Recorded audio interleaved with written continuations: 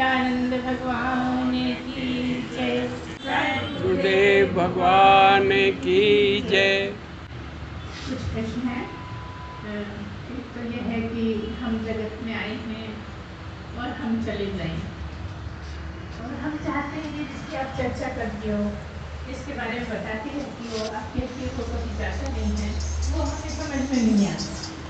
तो हम कैसे समझें, क्या करें? उसी में मन क्यों नहीं टिकता, बार बार क्यों हट जाता है? हम चाहते हैं कि उसके स्मरण में रहें ठीक, लेकिन मन हट जाता है। क्यों? ऐसा क्यों होता है? एक प्रश्न है कि ये 5 जो कोश हैं उनकी चर्चा करिए, उनके बारे में थोड़ा बताइए। एक प्रश्न है कि राजा जनक ने जब अष्टावक्र ने जब राजा जनक को ज्ञान दिया, और ज्ञान देने के बाद पूछने लगे कि अब तुम्हारी क्या स्थिति है, कैसी स्थिति है, ये बताओ। तो ठीक है, इसके बारे में हम बताएंगे। एक बार फिर से बोलिए, सच्चिदानंद भगवान की जय।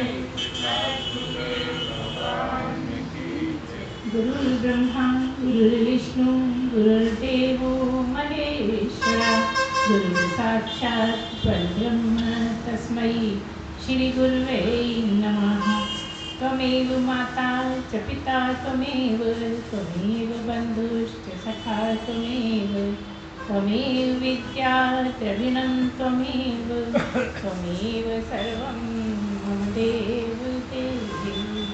सर्वे भवन्तु सुखिनः, सर्वे सन्तु निरामयाः, सर्वे भद्राणि पश्यन्तु मा कश्चित् दुःखभाग् भवेत्। सच्चिदानंद भगवान की जय।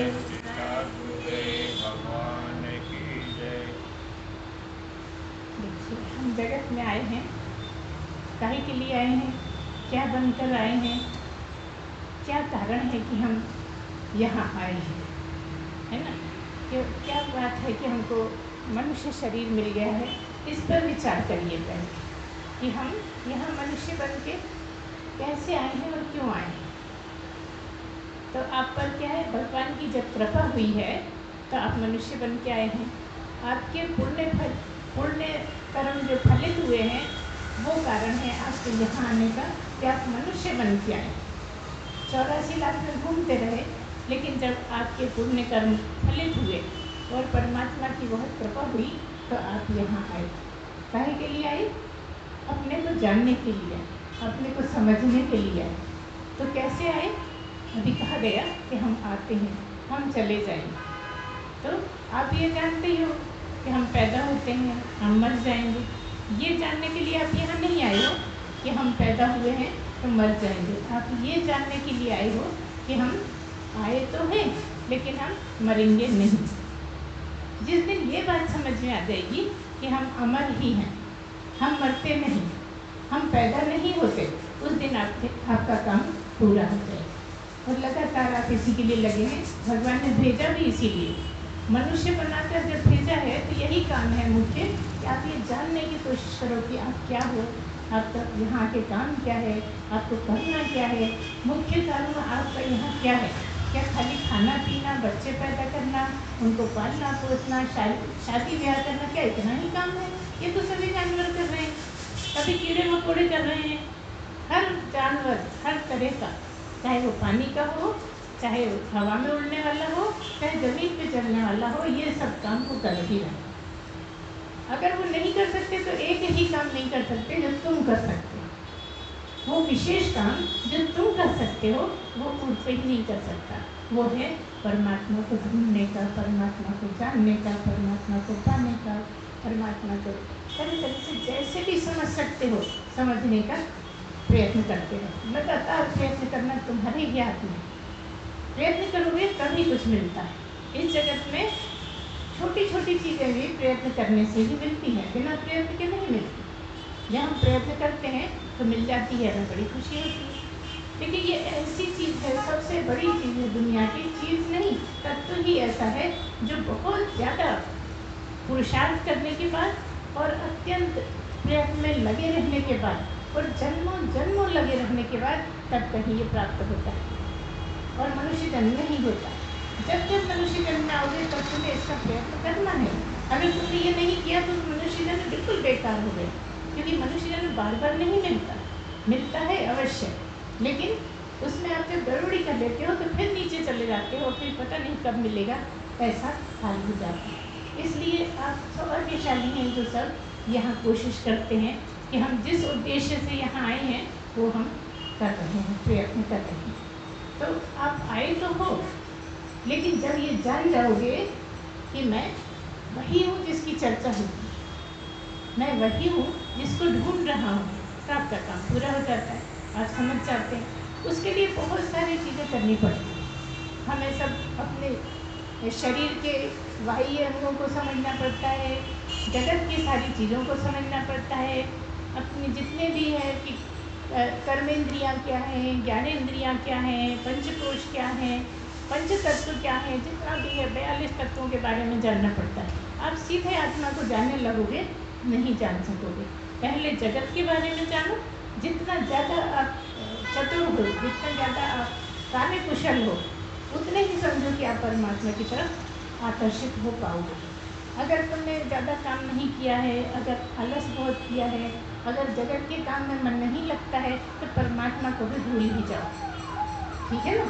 तो क्या मतलब है, पहले तो कर्म जिसने किया है उसके कर्म क्योंकि कट गए हैं, इसलिए परमात्मा में मन लगने लगेगा।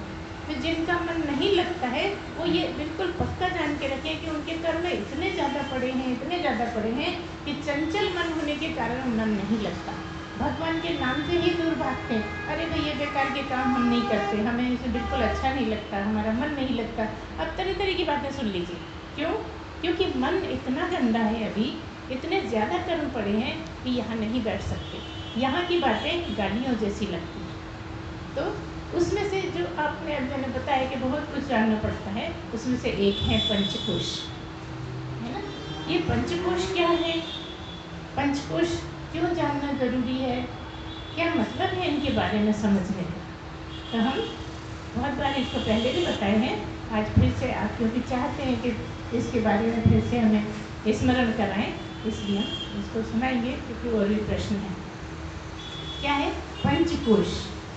जैसा कि नाम है, पंच मतलब 5, कोश मतलब घर समझ लीजिए, खाने समझ लीजिए, डब्बे समझ लीजिए। इस तरह के डब्बे कि एक बड़ा वाला डब्बा है, उसके अंदर दूसरा डब्बा है, उसके अंदर तीसरा डब्बा है, उसके अंदर चौथा डब्बा है। कई बार हम बाजार जाते हैं ना, तो ऐसे डब्बों के सेट मिलते हैं, है ना, या बाल्टी मिलती है ढक्कन वाली, सबसे ऊपर बड़ी, फिर उससे छोटी, फिर उससे छोटी, 5-7 जितनी भी होती हैं और छोटे तक मिलती हैं। तो यहाँ पर हमें समझना है कि इसी तरह के डब्बे हैं। सबसे बड़ा डब्बा, सबसे बाहरी डब्बा है अन्नमय कोश। कोश मतलब जैसे कि आपकी संदूकड़ी हो, जैसे कि आपके पैसे रखने के कोई डब्बा हो या गुल्लक हो, बड़ी सी, बहुत बड़ी सी, है ना। तो ऐसे ही आपके पास ये एक बॉक्स है जो आँखों से दिखता है, जो आँखों से दिखता है उसको कहते हैं अन्नमय कोश। अन्नमय कोश क्यों कहते हैं? क्योंकि ये अन्न से ही बना हुआ है। जितनी भी खाने पीने की चीज़ें हैं वो सब अन्न के ही दायरे में आती हैं। छोटा बच्चा दूध पी पी कर बड़ा होता है ना, शरीर उसका दूध पी पी कर बड़ा होता है।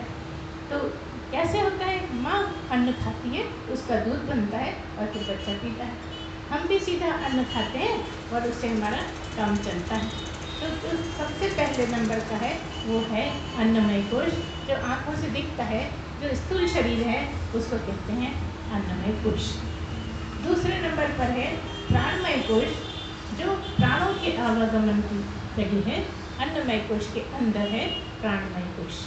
प्राणमय कोश के नाम से ही पता लगता है कि प्राणों का आना जाना हो रहा है, वही प्राणमय कोश है।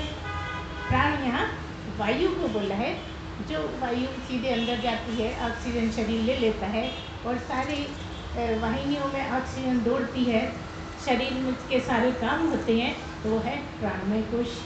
प्राणमय कोश के 5 भाग होते हैं, वो पूरे शरीर में अलग अलग तरह से वायु काम करती है। वायु के सहारे ही आपका पूरा शरीर चलता है ना। तो वो है प्राणमय कोश। तीसरे नंबर पर है, आप ये मानिए कि सबसे बड़ा जो है वो अन्नमय जो दिखता है, उसके बाद जिससे आपके सांस लेते हो आती जाती है वो उससे छोटा है, तो उसको प्राणमय कहते हैं। तीसरा है मनोमय कोश, जैसा नाम से पता लग रहा है कि मन जहाँ है, मन भी आपका एक कोश है। मन में तरह तरह के विचार उठते हैं, संकल्प विकल्प उठते हैं और वैसे ही आप करते रहते हैं। यहाँ क्योंकि मन की अकेले की बात हो रही है, इसलिए संकल्प विकल्प की बात है ना। तीसरा क्या है, मनोमय कोश। ध्यान से सुनिए और दिमाग में रखिए, ठीक है। तीसरे नंबर का है मनोमय कोश, जहाँ संकल्प विकल्प उठते हैं। ये संकल्प विकल्प क्या होता है? संकल्प विकल्प, अगर आप कोई भी बात पॉजिटिव में करते हो, ये करें वो करें, चले जाएं, खा लें, ये सब संकल्प होते हैं। फिर दूसरा, यहाँ ये नहीं करें वो नहीं करें, नहीं जाएं नहीं खाएं, ये हो गया विकल्प। एक है संकल्प करें, एक है विकल्प न करें, खाएं न खाएं, जाएं न जाइए। आपका मन सोचता रहता है ना पूरे टाइम, ये है मनोमय कोश। इसके ऊपर है विज्ञानमय कोश। अभी तक जो कोश सुन रहे थे वो सब नाम के अनुसार है। अन्नमय कोश, अन्नमय कोश, प्राणमय कोश, प्राणमय कोश, ठीक है। तीसरे नंबर पे मनोमय कोश, मतलब मन जो करता है वो तीसरा डब्बा। चौथा है विज्ञानमय। विज्ञान जब भी आएगा यहाँ अध्यात्म में, विज्ञान की बात जब भी होगी मतलब बुद्धि की बात हो रही। उसके बाद देखिए, जितने सूक्ष्म है उतने ही ज़्यादा कार्यशैली में कुशल है। चौथे नंबर पर विज्ञान में है, मतलब बुद्धि का काम है। बुद्धि का काम क्या है?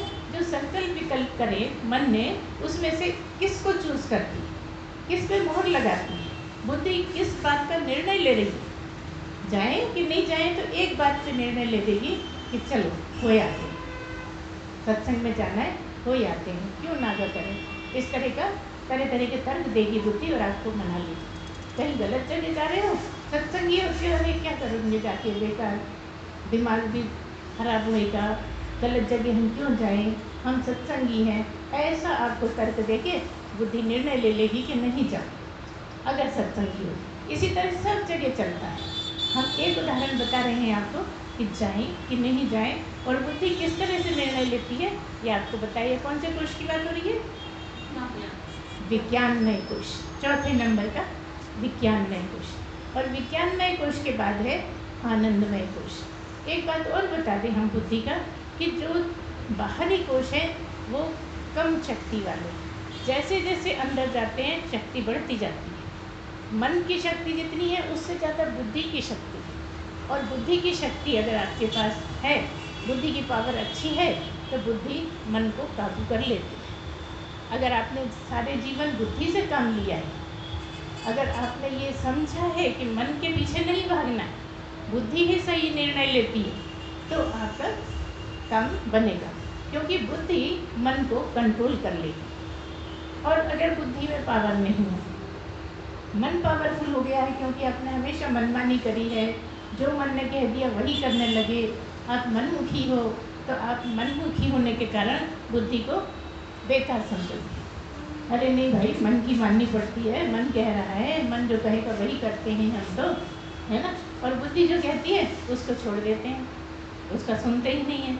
जो होएगा देखेंगे, भले ही कुछ भी होता रहे, हम तो हमारा मन तो यही कह रहा है तो यही करेंगे। ये है नीचे की बात। और बुद्धि जो कह रही है वो मान रहे हो तो वो है ऊपर की बात, क्योंकि बुद्धि मन से ऊपर है, डब्बा जरूर अंदर है। क्यों है अंदर? क्योंकि सूक्ष्म ज़्यादा है, ठीक है। ये 5 कोश हो गए, 4 कोश हो गए। कौन कौन से? अन्नमय कोश, प्राणमय कोश, मनोमय कोश, विज्ञानमय कोश, 4 हो गए। अब 5वें आदि कोश की बात है, आनंदमय कोश। अगर बुद्धि आपकी साफ हो जाती है, सही ढंग से निर्णय लेना आ जाता है, सही गलत की समझ आ जाती है, तब कहीं जाके आनंदमय कोश की बात होती है। ये आनंदमय कोश क्या है? यहाँ आनंद ही आनंद। ये 5वें नंबर की छोटी डब्बी है जहाँ आनंद ही आनंद है। आनंद तो है मगर परमानंद नहीं है। यहाँ परमानंद भी है लेकिन आत्मा नहीं है। इसके बाद जो आएगी वो है आत्मा। मतलब 5 कोश हैं, उसके बाद आत्मा है। तो इसको क्यों बतलाते हैं, क्या ज़रूरत है, इनका जानकारी की क्या आवश्यक है? इनकी जानकारी की इसलिए आवश्यक है कि तुम्हें इनकी सफाई करनी है। सबसे पहले आपने घर बाहर की सफाई करी, घर में भी ऐसे करते हो ना, पहले झाड़ू पोछा कर लेते हो, फिर नहाते हो, है ना? कि पहले नहा लेते हो फिर झाड़ू पोछा करने बैठते हो। तुम करो या भाई करे, अगर तुम करते तो इसी तरह करते हो कि पहले घर साफ कर ले, फिर शरीर साफ कर ले। तो शरीर को साफ करना पड़ता है। शरीर अगर साफ है तो आपके प्राण भी अच्छे चलते हैं। और अगर शरीर भी साफ हो गया है, प्राण की भी सफाई हो गई है, प्राण की सफाई प्राणायाम से होती है, ये दोनों अगर साफ हो गए हैं, पवित्र हो गए हैं, तो मन की बारी आती है कि मन को आप पवित्र कर सकते हैं। आप सीधे मन को पवित्र करना चाहते हो, नहीं हो सकता, नहीं हो पाता। आपने कुछ किया ही नहीं, अकेले हम तो अभी लेटरिन भी नहीं गए, कुछ काम नहीं किया, अकेले हम तो प्राणायाम कर रहे हैं, कुछ फायदा नहीं होगा, नुकसान ही हो जाएगा, है ना? तो पहले तन को, शरीर को साफ करो, फिर मन को साफ करो। इसलिए सिलसिलेवार हैं। आप पहले कहोगे विज्ञानमय, बिल्कुल गलत। आप पहले कह दोगे मनोमय, बिल्कुल गलत। सबसे पहले कहना है अन्नमय। स्थूल से सूक्ष्म की तरफ जाया जाता है। जगत स्थूल है, आत्मा सूक्ष्म है, इसकी यात्रा है। तो पहले सबसे स्थूल अन्नमय, फिर प्राणमय, फिर मनोमय, फिर विज्ञानमय और फिर आनंदमय। इस तरह से एक के बाद एक के बाद एक उसका ध्यान रखना पड़ता है, देखना पड़ता है। आप उसको शुद्ध करने में लगे रहते हैं। मन को शुद्ध कैसे करें? मन को शुद्ध बुद्धि की सहायता से करें। बुद्धि ने जो निर्णय लिया है उस पे चलोगे तो मन कंट्रोल में आएगा। जितना कंट्रोल में आएगा उतना समझिए आपका मन शुद्ध होता जा रहा है। अगर कंट्रोल में नहीं आ रहा है, सत्संगी कितने भी हो जाओ, तो तुम्हारा काम नहीं बनने वाला, क्योंकि मन ही को तो कंट्रोल करना है। कंट्रोल करते करते ऐसा होता है कि मन खत्म ही हो जाता है। जिसको कहा जाता है खत्म होता नहीं है, लेकिन कहा जाता है कि अब खत्म हो गया, मतलब सब एक से हो गए आपके लिए, सुख दुख एक से हो गए, हानि लाभ बराबर हो गया। ये मानने लगे कि हमेशा ही लाभ थोड़ी होता है, कभी कभी हानि भी हो जाती है, उसको भी सहना पड़ता है। हमेशा ही थोड़ी जीतते हैं, कभी कभी हार भी जाते हैं, है ना? ऐसा मन मानने लगता है, समझने लगता है। अभी तक क्या होता था कि लाभ हो गया तो बड़े फूल गए, खूब खुशी हो गई, अच्छा लगने लगा। कहीं थोड़ी सी हानि हुई तो आंसू आ गए, रोने लगे, परेशान होने लगे। जीत गए, बहुत अच्छा लग रहा है, हार गए, आंसू टपकने लगे। अब जब इनकी पवित्रता होती जाती है तो आप हारने में भी उतने नहीं रोते जैसे पहले रोते। पूरी तरह रोना कब खत्म होता है? जब आप आत्मा में ही निवास करते हैं, जब आत्मा ही हो जाते हैं, जब ये जान जाते हैं कि मैं आत्मा ही हूँ, तो रोना बिल्कुल खत्म हो जाता है। तो आप कितने भी आगे बढ़ जाओ, अगर रोना आता है तो समझिए अभी बहुत दूर है ना? इसलिए आपको ये ठीक ठीक समझना है। समझ इतनी ऊंची हो जाती है कि बड़े बड़े दुख भी आपको ऐसे खेल जैसे लगने लगते हैं। इसलिए यहाँ पर सबकी पवित्रता करना पड़ती है। धीरे धीरे चलते चलते विचारों की पवित्रता होती है तो मन शुद्ध होने लगता है। जब आपको अच्छे विचार आने लगते हैं तो मन की सफाई हो जाती है ना? हम बहुत डिटेल में नहीं बता रहे, थोड़ा थोड़ा बता रहे हैं ताकि आपको सारा कुछ याद आ जाए, जो बता सकते कि प्रश्न और भी है ना? इस तरह से चलना पड़ता है। और जब विज्ञानमय कोश का भी आपका अच्छी सफाई हो जाती है, तब आप प्रवेश करते हैं आनंदमय कोश, है ना? आनंदमय कोश क्या है? आनंदमय कोश का मतलब है कि आप आनंद से भर जाते हैं, आप आनंद में ही सराबोर रहते हैं। आपको देखकर ही कोई समझ जाएगा कि आप आनंद कोश तक पहुंच गए हैं। लेकिन क्या यहाँ ये नहीं समझना है कि यहाँ पूर्णता हो गई। इसके बाद आत्मा की भी खबर लेनी है, आत्मा की भी खोज करनी है, आत्मा में भी प्रवेश पाना है, आत्मा ही हो जाना है। देखिए आत्मा पहले से ही, लेकिन समझते समझते यहाँ आ जाएंगे कि आत्मा हूँ मैं जगत की कोई वस्तु नहीं हूँ, मैं जन्मने मरने वाला नहीं हूँ, मेरा नाश नहीं होता, मैं वो तत्व हूँ जिसका नाश नहीं होता। और इस तरह से आप आत्मा ही हो जाएंगे। कब हो जाएंगे? आनंदमय के बाद, ठीक है ना? आनंदमय कोश में आने के बाद अगर आप सही मार्ग पर नहीं चलेंगे, सही ढंग से नहीं चलेंगे, अपने आप को कंट्रोल नहीं कर पाएंगे, तो आप फिर से गिर सकते हैं।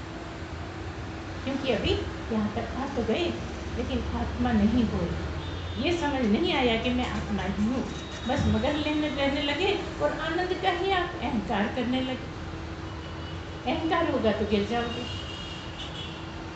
जो पूर्ण पुरुष है उसमें अहंकार बिल्कुल नहीं होता, उसमें दुख बिल्कुल नहीं होता, उसको हानि की चिंता नहीं होती, उसको पराजय की चिंता नहीं होती। दो ही तो चीज़ें हैं, या तो जीतेंगे या हारेंगे।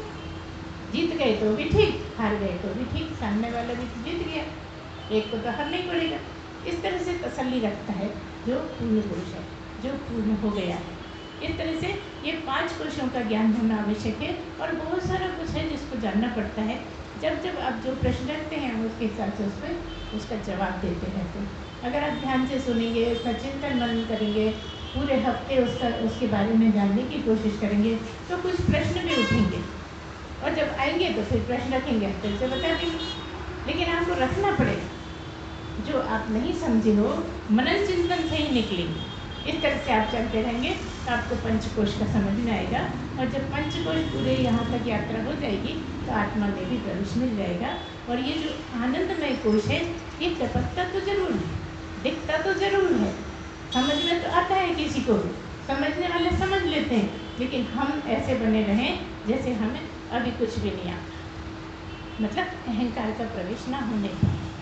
जिस तरह से हम बहुत छोटे बन जाए, बिंदु जैसे बन जाए, हम कुछ है ही नहीं, तो फिर आत्मा में प्रवेश हो जाता है। जहाँ हमने उछलना कूदना शुरू करा, अहंकार करा, ज़्यादा बातें बताने लगे कि हम तो ऐसे हम तो वैसे, गए काम से। यहाँ बहुत सावधानी की आवश्यकता है, चुप रहने की, एकदम शांत रहने की, तरह तरह से विचलन होगा उसको भी संभालने की, ये सब आवश्यक है यहाँ पर। इसलिए हम पहले से आपको बोलते रहते हैं। तो ये हुई बात पंचकोश की, जो हमने थोड़े से में आपको रिमाइंड कराया, फिर से उसका स्मरण कराया, जो हम पहले भी बता चुके।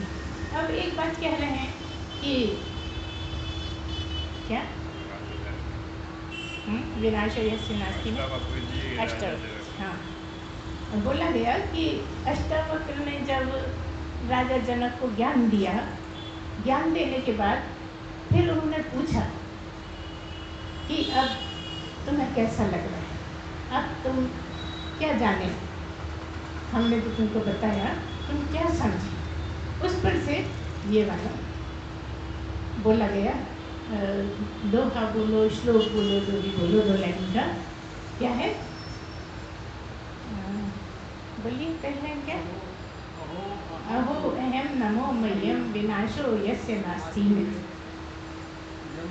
ब्रह्मादिपर्यंतम जगन्नाथे अपि तिष्ठति।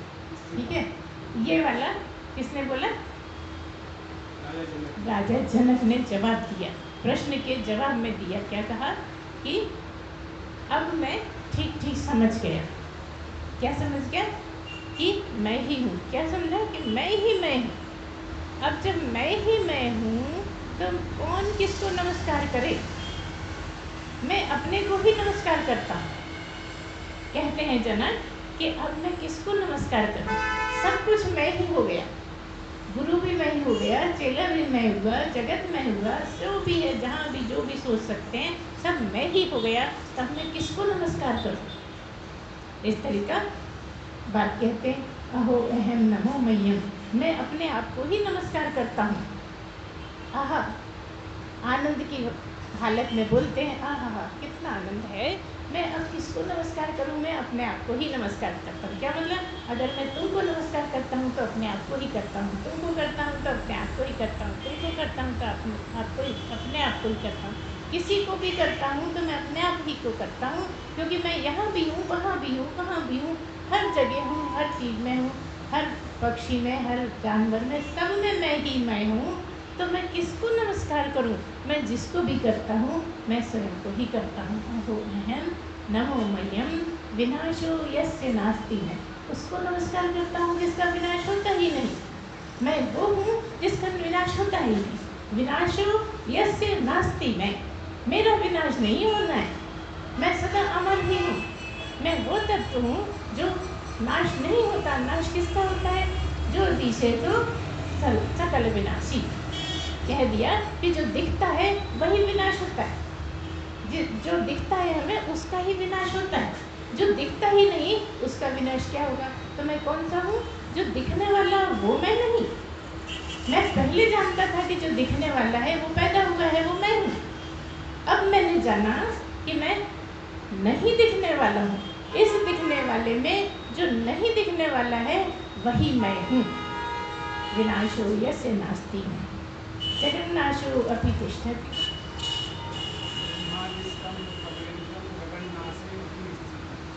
क्या कहते हैं कि अब सारा जो सब कुछ नष्ट हो जाता है, लेकिन मैं नष्ट नहीं होता, मेरा नाश नहीं होता। सारे जगत का नाश हो जाता है, कुछ भी नहीं बचता है, लेकिन बचने वाला कौन है? मैं ही मैं वो तत्व हूँ जो सारा सब खत्म हो जाता है, प्रलय हो जाता है, सब कुछ खत्म हो जाता है, वो मैं हूँ। ये मैंने जाना, ये अपने गुरु को बताया। जब गुरु ने पूछा, ज्ञान दिया और ये उनका टेस्ट लेना चाहा, उनकी परीक्षा लेना चाहिए कि ये कितना समझ गया है, उसके जवाब में उन्होंने बताया कि सारा जगत नष्ट हो जाता है लेकिन मैं नष्ट नहीं होने वाला। अब मैं अमर हूँ। पहले मैं समझता था कि मैं मर जाऊँ, जगत भी मर जाएगा, जगत नाशो अपि, जगत का नाश भी हो जाएगा लेकिन मेरा नाश नहीं होना। मैं वो तत्व हूँ जो अमर ही हूँ। ऐसा अष्टावक्र ने जवाब दिया। और यही हमें समझना है कि मैं मरने वाला नहीं। हम सोचते हैं कि ये जो सामने मूर्ति बैठी है यही भगवान है, यही भगवान है और इतना ही समझने में आ जाए, बस इसका दर्शन हो जाए, दर्शन हो जाए, दर्शन हो जाए, इसमें लगे रहते हैं। ठीक है, वो बुरा नहीं है, वो भी ठीक है, वो भी एक सीढ़ी है, लेकिन उससे काम नहीं चलता, रोना तो बना ही रहता। दर्शन होने के बाद भी लोगों को रोते देखा है मैंने। कहते हैं कि हम दर्शन किया मगर रोते क्यों है? कि और दिखे। देखिए, दर्शन होने के बाद बिल्कुल प्रसन्न हो जाना चाहिए, लेकिन दर्शन कोई सदा तो होता नहीं रहता। दर्शन हुआ, बात खत्म। अब रोना इस बात का है कि और दिखते हैं, कितना मजा आ रहा था जब परमात्मा भगवान मिले थे, जब कितना आनंद था, तो लगातार दिखते रहे, इसलिए रोता है भक्त। लेकिन यहाँ पर क्या है? यहाँ दुख ही खत्म हो गए, पराजय ही नहीं, पराजय में भी सुख है। ये कौन सा स्थान होगा जहाँ पराजय में सुख है, जहाँ हानि में सुख है ना? इसलिए यहाँ की तलाश रहती है। जब इस जगह पहुँच जाता है आदमी, ठीक ठीक समझने लगता है कि मैं हारता ही नहीं, मेरी हानि हो ही नहीं सकती, मैं तो सबका निचोड़ ही हूँ, मैं ही सब हूँ, मुझसे ही सब हुआ है। ये जो सारा जगत है मेरे होने से ही होता है, नहीं तो कुछ भी नहीं हो सकता, क्योंकि मैं ही सब कुछ हूँ, मेरे से ही सब होता है, सब में मैं ही रहता हूँ, सब मुझ में ही रहते हैं। ऐसा जब समझ में आता है तो समझ में आता है कि अब मैं मरने वाला नहीं, मैं अमर तत्व हूँ, मैं आत्मा ही हूँ, मैं ब्रह्म ही हूँ। ऐसा समझने के लिए सत्संग में बैठा जाता है। आध्यात्म का सत्संग यही कहलाता है। अगर अध्यात्म के सत्संग में बैठते हो, आपको यही जानना है कि मैं हूँ कौन। क्या मैं पैदा होने वाला हूँ या मैं नहीं पैदा होने वाला हूँ, या जो पैदा हुआ है उसमें जो रहता है वो मैं हूँ। वो कौन रहता है, क्या है वो, कैसे है, इसी को जानने में सत्संग में पूरा समय देना पड़ता है। जो सुनते हैं उसको मनन चिंतन करना पड़ता है। देखिए, हम बार बार कहते हैं कि मनन चिंतन करना पड़ता है। क्यों कहते हैं? मनन चिंतन करोगे तभी तुम्हारा क्लियर हो पाएगा कि कहाँ हम अटक रहे हैं, कहाँ गड़बड़ है, कहाँ कमी है, हमें कहाँ तक पहुँच गए हैं, कौन सी जगह ऐसी है जहाँ हम नहीं समझ पा रहे। जब तक मनन चिंतन नहीं होगा, हफ्ते के हफ्ते सुन तो लोगे आप, 1 घंटे आधा घंटे, सब लोग थोड़ा थोड़ा बताते हैं, सब तरह का होता है यहाँ पे, हर स्टेज का होता है, तो आप समझते तो हैं, लेकिन चिंतन मनन जो नहीं करते ना, आप बेकार की बातों में टाइम खराब करते हैं। कहीं इसके पास खड़े हो गए, कहीं उसके पास खड़े हो गए, कभी ये बातों में लग गए, कभी वो बातों में लग गए, और लगा कि बातों से ही अच्छा लगता है, बातें नहीं करो तो कुछ मज़ा नहीं है ज़िंदगी में। इस तरह से नहीं, आपको ये लगेगा कि मैंने बातों में टाइम क्यों खराब कर दिया, मैंने दूसरे फालतू चीज़ों में क्यों दिमाग लगा दिया। मुझे तो केवल दिमाग परमात्मा में ही लगाना है, परमात्मा के मनन चिंतन में, परमात्मा के स्मरण में ही लगाना है। मतलब सारा टाइम इन्वेस्ट करना है परमात्मा के लिए, है ना। आशा एक राम जी की, राम जी से नहीं। आशाएं तो बनी हुई हैं, अगर राम जी से कर रहे हो तो आशाएं तो बनी हुई हैं, और मंदिर जा के राम जी से ही तो करते हो। और यहाँ क्या, राम जी की आशा एक राम जी की, तो मतलब सब कुछ मिल जाएगा। राम मिलेगा, सब मिले, राम की ही दुनिया है ना। जब राम की दुनिया है तो सब मिल ही जाएगा ना। क्या है, ऐसा ही है। जब राम की दुनिया है, कोई मालिक है, उसका सारा कुछ है, हम नौकर हैं, तो जो वो देगा वो हम ले लेंगे। कुछ लेना होगा तो हम उससे आशा करेंगे, मांगेंगे। लेकिन हम ही मालिक बन गए तो फिर हमें किससे मांगे, किससे गिड़गिड़ाना, सब कुछ हमारा ही है। तो जब तुम ही मालिक बन जाओगे तो तुम्हारी आशाएं ही खत्म हो जाएंगी। तो अब हम ये कहेंगे कि आशाओं की इच्छा पहले से ही मत करो, इच्छाओं को पहले से ही माना, क्योंकि कितना भी मिल जाए इच्छाएं बढ़ती हैं। एक चीज़ मिल जाए, एक इच्छा पूरी हुई नहीं कि 4 इच्छाएं खड़ी होती है कि नहीं। आप ही देखो, मुड़ के देखो अपने जीवन को, कि एक इच्छा अगर आपकी पूरी हो जाती है, लगे रहते हो, है ये नहीं मिल रहा है, नहीं मिल रहा है, इतना परेशान हो गए, गए थे नहीं मिल पाया, अब इतने पैसे हो गए, इतने हो जाएंगे तब मिलेगा, है ना। सारा कुछ कर लिया और वो जैसे ही मिला अब ये और हो जाए। कभी ऐसा होगा कि बस हो गया, अब हमें कुछ नहीं चाहिए। जब तक जीवन है आशाएं इच्छाएं बनी रहती हैं। इसलिए आशाओं को छोड़ो, आशा केवल राम की करो, है ना। राम की आशा होने से राम मिल जाते हैं, और राम से आशाएं करने के लिए आशाएं बढ़ती चली जाती हैं। अरे राम तो दे देते, अब ये और हो, अब ये और होना चाहिए, जल्दी मिल जाए, इतने दिन हो गए, कितने साल से परेशान हो रहे, सब कुछ लगा रहता है। इसलिए आप इसको समझिए, ये जो जगत है ये तो आशाओं की खान है, इच्छाओं की खान है। जितना है बहुत है, झोली भरी है, और जो वो देना चाहेगा वो दे, उसकी जो इच्छा हो वो दे, मैं स्वीकार करूँगी, है ना। मेरी कोई इच्छा नहीं, वो जैसे चाहे रखे, उसी की इच्छा सर्वोपरि। जब तक मेरी इच्छा बड़ी है तब तक उसकी इच्छा पे नहीं चल पाओगे। जब उसकी इच्छा को आप विशेषता दोगे, उसको विशेष मानोगे, तो तुम्हारी इच्छाएं खत्म होंगी। और क्या नहीं है दरबार, क्या खाने को नहीं है, कि पहनने को नहीं है, किस चीज़ के लिए नहीं है, रहने को नहीं है, भले किराए का मकान हो लेकिन है तो ना। अच्छा, जो सड़क पे रह रहे हैं उनके पास भी तो है मकान, जमीन, उनका घर की जमीन, और आकाश उनके घर की छत, है ना। भगवान का घर उनका घर है तो सबके पास। अब आपके सोचने का ढंग है, उनको कभी क्यों नहीं याद आती हमारे पास घर नहीं है, अरे घर नहीं है। कोई रोते हैं क्या, मजे से पड़े रहते हैं, खूब गहरी नींद में सोते हैं, घराटे भरते रहते हैं, डिवाइडर पे ही रात गुजार लेते हैं, गुजारते हैं कि नहीं। हम उस टाइम बड़े ऐंठ के चलते हैं, हमारे पास है घर, देखो इन लोगों के पास घर भी नहीं है। यही तो नहीं चाहिए, वो अपने कर्मों का फल भोग रहे हैं। हम भी कभी पड़े रहे होंगे डिवाइडर पे, ये क्यों नहीं ध्यान आता। ध्यान ये आता है कि हम बड़े हैं, हम देखो कितने शान से रह रहे, और ये चलो डिवाइडर पड़ा है ना, भूल दिया हमने क्योंकि आपके मन में ऐसा ही आता है, इसलिए बोलना पड़ा। और वहाँ पे हम अहंकार होकर बड़े अपने आप को बड़ा समझने लगते हैं, जबकि सबको ये 84 लाख भोगने का मतलब क्या है, कि सबने सब कुछ भोगा है। कोई ऐसा नहीं है कि उसने कोई बुरी हालत में नहीं निकला है, उससे भी निकला है।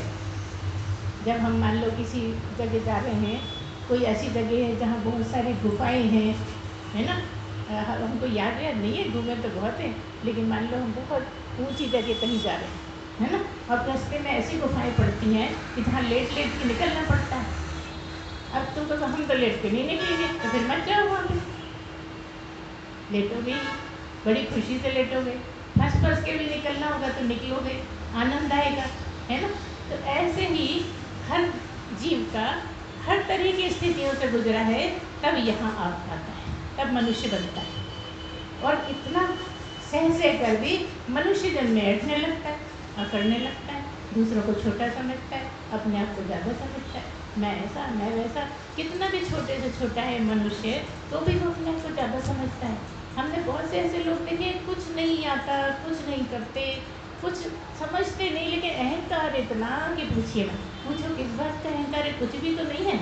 अरे वाह, हम ऐसे हम वैसे, कितनी बातें सुना दी, है ना। तो क्या मतलब है कि जितना ज़्यादा आप होनहार होगे, जितना ज़्यादा आप कुशल होगे, जितना ज़्यादा आपको आता होगा, उतना ही आपका अहंकार कम होगा। अहंकार काटने का बहुत अच्छा तरीका है कि कर्म ज़्यादा किए जाएं। जितने ज़्यादा कर्म करोगे, कर्म कटेंगे, अहंकार कम होगा। कर्म ज़्यादा पड़े हैं, अहंकार ज़्यादा।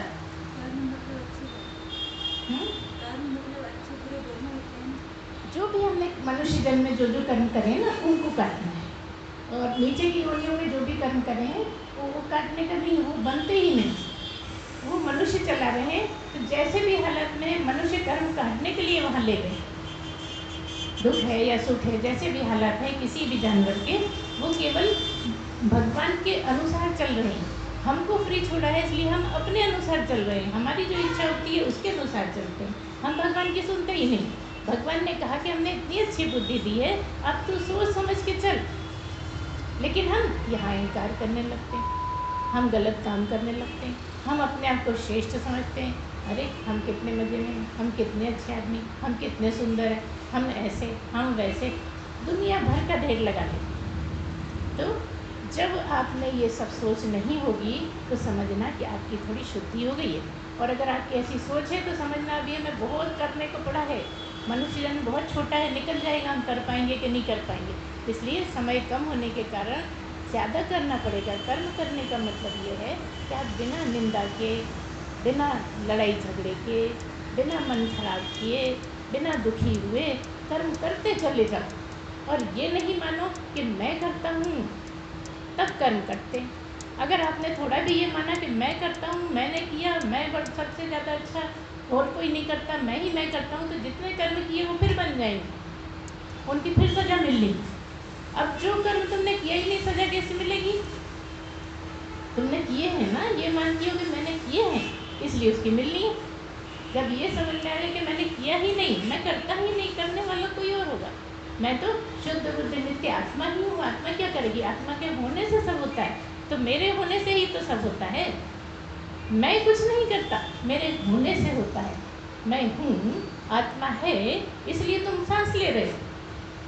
आत्मा है इसलिए सोना जगना कर रहे हो। आत्मा है इसलिए सारे काम कर पाते हो, सोच पाते हो, सुन पाते हो, चख पाते हो, सूंघ पाते हो, सब क्योंकि आत्मा है ना।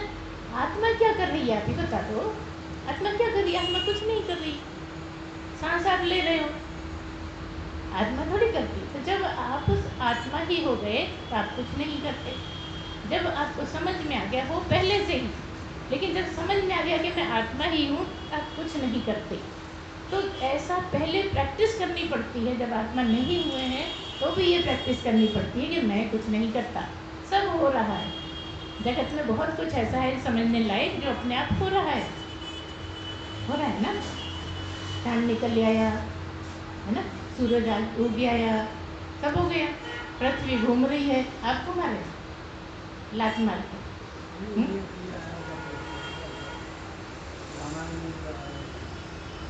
बाद में सुनेंगे आपको, है ना। तो क्या मतलब है? आप ये मान के चलें कि मैं कुछ नहीं करता तो आपके नए कर्म नहीं बने। इधर तो भगवान आपको तरह तरह के कर्म फल दे के उससे गुजार रहा है, और आपको उससे कैसे सही ढंग से निकलना है ये आपको बुद्धि से सोच के करना है। बुद्धि आपको दी हुई है तो आपको ही करना है, भगवान जिम्मेदार नहीं। मनुष्य जन्म में जो भी आपने किया उसकी जिम्मेदारी भगवान की नहीं, वो जिम्मेदारी आपकी है, क्योंकि आपके पास बड़ी अच्छी बुद्धि है। जिनके पास बुद्धि नहीं है उनका भगवान करते हैं। जो नीचे के जानवर हैं उनके पास बुद्धि नहीं है, थोड़ी सी बुद्धि है, प्यास लगी पानी पी लिया, भूख लगी खाना खा लिया, नहीं मिला तो बैठे हैं चुपचाप, भूखे रह के ही मर गए हैं, है ना। लेकिन मनुष्य के पास बहुत बुद्धि है, मनुष्य बहुत युक्तियाँ लगाता है। भूख लग रही है तो कुछ मनुष्य करेगा। आज जहाँ तक पहुँच गए हैं ये सब मनुष्य सोच सोच कर ही किया है ना। फल तोड़ तोड़ के खाना, किसी फल से कोई मर गया तो समझ में आ गया इसमें जहर है, नहीं खाना, ये जानवरों को भी पता लग जाता है। लेकिन वहाँ कौन बताता है? वहाँ परमात्मा ही उनके अंदर बैठ के बताता है। जबकि मनुष्य को इंडिपेंडेंट रहना पड़ता है। मनुष्य को किसी को नहीं पता रहता पहले से क्या जहर है और क्या है। या तो किसी ने बताया हो तो पता रहता है, या पढ़ा है तो पता रहता है, या फिर अपनी बुद्धि से सोचे तो पता लगता है। अगर बहुत शुद्ध बुद्धि है, बहुत आप अच्छे कामों में रहते हैं, आप झूठ नहीं बोलते, आप चोरी नहीं करते, तो अंदर से ही इंट्यूशन आ जाता है कि नहीं नहीं ये नहीं खाना, कोई बताने वाला नहीं है तो भी नहीं खाना, क्योंकि अंदर से ही आवाज़ आ रही। बैठा तो वही है ना अंदर, जो सबको जानता है, जो सब कुछ जानता है वो बैठा है, और वही तो तुम हो। यही तो बताने आए कि वो जो अंदर बैठा है वही तुम हो। ये जो बाहर दिखता है ये पैदा हुआ है ना, क्योंकि पैदा हुआ है इसलिए मर जाएगा। लेकिन तुम्हें शंका ये है, तुम्हारी जो शंकाएं हैं वो ये हैं कि मैं मर जाऊंगा। सवाल ये है कि मैं मर जाऊंगा, मान लो कोई गाय बैल है, मैं मर जाऊंगा तो फिर वो कुछ और कैसे, बंदर कैसे बनेगा? जो मैं है वो तो फिर बंदर बनेगा ना, फिर कछुआ बनेगा या कुछ भी बनेगा। तो अगर वो मैं है, गाय मैं है, बैल मैं है, कछुआ मैं है, तो फिर गया कौन? दूसरी योनि में कौन गया? ये सोचने के लिए बड़ी मोटी सी बात। तो जो मर गया वो तो यहीं रह गया, वो तो मिट्टी में मिल गया।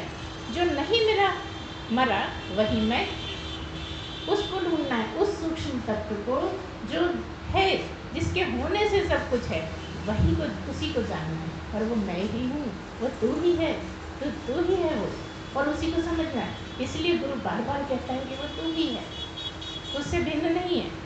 जिसको तू ढूंढता है वो तू ही है। इस तरह से लगातार समझने में, जानने में, लगातार चिंतन में रहने में, काम आप कितना भी करिए लेकिन भगवान के स्मरण में रहिए।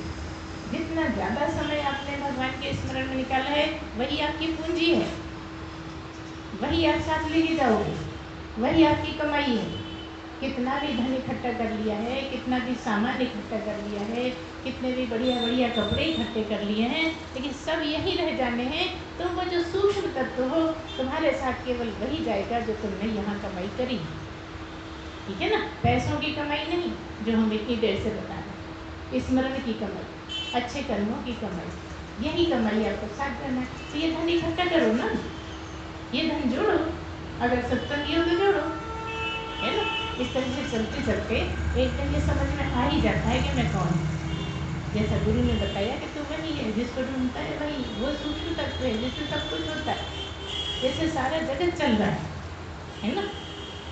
सब कुछ जिससे होता है वही परमात्मा है, और तू क्या है?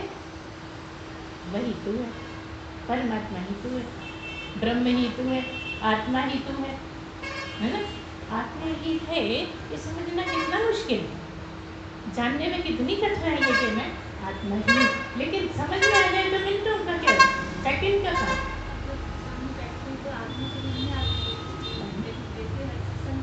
क्या क्या मतलब है कि आपको यही समझना है, शुद्ध होना है, जितना शुद्ध। अभी हमने इतनी देर आपको शुद्ध होने के तरीके बताए, पंचकोश के द्वारा भी वही बताए, हर चीज़ उसी हिसाब से बताई कि उस जगह तक पहुँच जाओ, आत्मा तक पहुँचोगे तो पता लगेगा कि ये मैं ही हूँ, है ना? अन्नमय कोश पार किया, प्राणमय कोश पार किया, मनोमय कोश पार किया, फिर विज्ञानमय कोश पार किया, आनंदमय कोश आ गए, और फिर आत्मा, तो पता लगा यही तो मैं, यहाँ तक की यात्रा है ना? फिर क्या समझ आता है? फिर ये आता है कि सारा जगत नष्ट हो जाएगा लेकिन मैं नष्ट नहीं होने वाला। सब कुछ जो भी दिखता है, समझ में आता है, सब की समाप्ति हो जाएगी, लेकिन मैं तो अमर ही हूँ, मैं सदा रहता हूँ, ना मैं पैदा होता हूँ ना मैं मरता हूँ। इस तरह से समझ में आने के बाद आपको बिल्कुल क्लियर हो जाएगा कि मैं आत्मा ही हूँ। अब 5 मिनट के लिए आंखें बंद करें, थोड़े दूर दूर बैठिए और आंखें बंद कर दीजिए। बोलिए सच्चिदानंद भगवान की जय, सद्गुरुदेव भगवान की जय। तब आंखें बंद कर लें, सीधे होकर बैठ जाएं, पीठ को सीधा कर लें, तन के बैठे हैं, बहुत अकड़े नहीं, तन जाए अकड़े नहीं, और आंखें बंद करके लंबी लंबी सांसें लेना है। और लंबी लंबी सांसें निकालना है। धीरे धीरे सांस भरें, धीरे धीरे सांस बाहर निकालें।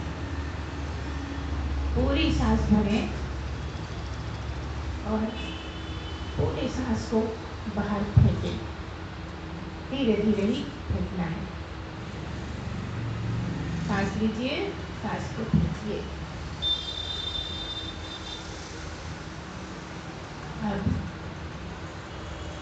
अब आप स्वयं को ढूंढिए। अंदर आप पहले मन को ढूंढिए। मन पकड़ में आ जाएगा। अगर आप ढूंढोगे तो मन समझ में आ जाएगा कि मन कहाँ है। सांस चलने दीजिए। सांस से मन हटाकर और मन को ढूंढना शुरू करिए। आपका मन कहाँ है? या फिर मन का पीछा करना। जहाँ मन जाता है आप उसके पीछे, जिधर जाता है चले जाइए, आता है आ जाने दीजिए। बस मन को देखते रहिए, क्या कर रहा है मन पर पूरा ध्यान टिका दीजिए। भागने की चिंता बिल्कुल मत करिए। मन भागता है भागने दीजिए। कहाँ जाता है, क्या करता है, क्या सोचता है, क्या करना चाहता है, बस उस पर नजर रखिए। जैसे आपके घर में कोई छोटा बच्चा है, बस आपका काम केवल देखने का ही है। ऐसा ही आपका मन है। ढूंढिए ना। आंखों में आ जाइए।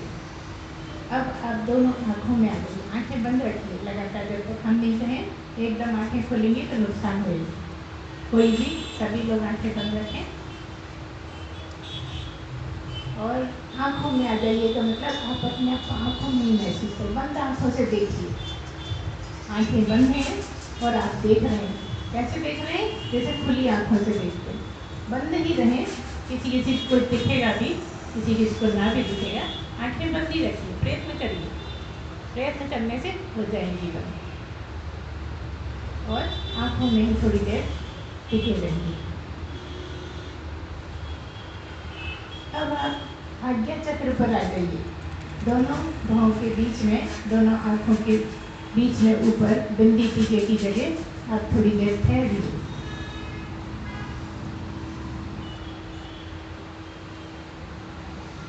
यह है आज्ञा चक्र। अब और नीचे आ जाइए। कंठ पर आ जाइए, गले पर। बीच बीच में आंखें मत खोलिए। बस कान आपके टिके आवाज पे और आप अपने अंदर ही हैं। आंखें खोलने की कोई आवश्यकता नहीं। कानों से सुनिए, जैसा बोल रहे हैं वैसा चलने दीजिए। कुछ नहीं सुनाई दिया है तो भी कोई परेशानी नहीं। चुपचाप बैठिए। सांस चल रही है। आप कंठ पर रुके हुए हैं। विशुद्धि चक्र कहते हैं। यहाँ पर कंठ पर विशुद्धि चक्र। अभी हमने बताया आज्ञा चक्र। दोनों भौं के बीच में जहाँ टीका बिंदी लगाते हैं उस जगह पर आज्ञा चक्र। कंठ पर विशुद्धि चक्र। अब हृदय पर आ जाइए। हृदय पर टिके रहिए।